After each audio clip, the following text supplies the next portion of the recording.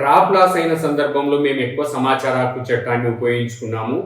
అంటే ఏ మండలాల్లో ఎక్కువ పంట నష్టం జరిగింది, పంట నష్టం జరిగిన వాళ్ళలో ఏ రైతులకు మీరు పరిహారం ఇచ్చారు, అందులో కౌలు రైతులు ఉన్నారా లేదా, ఇటువంటి విషయాలన్నింటినీ మేము సమాచార హక్కు చట్టం ద్వారా తీసుకున్నాము.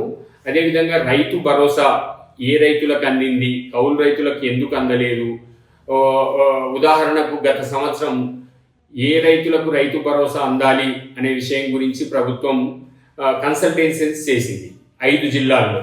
ఆ 5 జిల్లాల కన్సల్టేషన్స్ మినిట్స్ మేము తీసుకున్నాము. దాని ద్వారా మాకు చాలా విషయాలు తెలిసాయి. అంటే చాలామంది రైతులు 10 ఎకరాల వరకే రైతు భరోసాను లిమిట్ చేయమని చెప్పారు.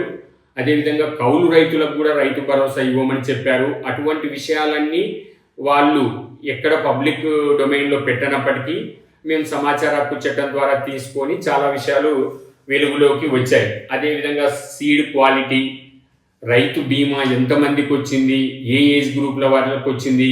ఉదాహరణకు సంగారెడ్డి లాంటి జిల్లాల్లో చాలా చిన్న వయసులోనే రైతులు చనిపోతున్నారు అనే విషయం సమాచార హక్కు చట్టం ద్వారానే మనకు బయటికి వచ్చింది.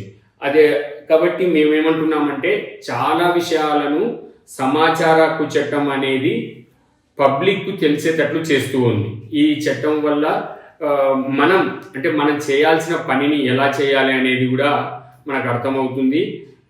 కాబట్టి ప్రజలు కూడా సమాచార హక్కు చట్టాన్ని 20 ఏళ్ళైన సందర్భంగా చాలా ప్రభుత్వాలు, అది ఏ ప్రభుత్వం అయినా సరే, సమాచార హక్కు చట్టాన్ని వీలైనంత వరకు నీరుగార్చనీకనే చూస్తాయి.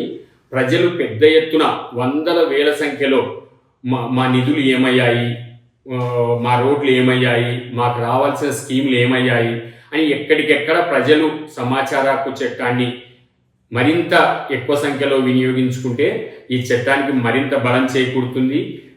తప్పకుండా ప్రజలు సమాచార హక్కు చట్టాన్ని ప్రజలు, సంస్థలు, ప్రజా సంఘాలు బాగా ఉపయోగించుకొని ప్రజలకు మేలయ్యేటట్టు చేయాలని కోరుకుంటున్నాం.